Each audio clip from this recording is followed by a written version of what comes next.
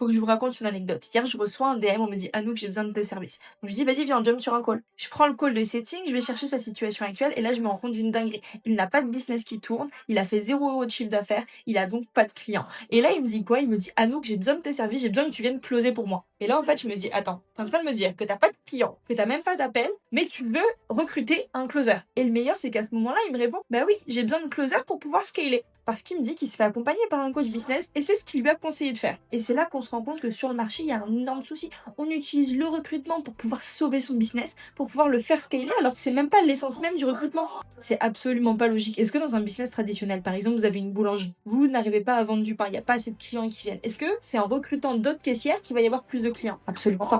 Là, c'est exactement la même chose. Le recrutement, il est là pour pallier des soucis de croissance. Il n'est pas là pour créer de la croissance. Donc avant de vouloir recruter, assurez-vous déjà d'avoir de la croissance, d'avoir des appels. Et ensuite, quand vous allez avoir trop d'appels, là vous pourrez envisager de recruter. Parce que c'est pas un closer qui viendra sauver votre business, ça je vous l'assure. D'ailleurs, si t'es déjà tombé dans ce piège de recruter beaucoup trop tôt et que t'as perdu temps, argent et tout ce qui va avec, n'hésite pas à me le dire en commentaire.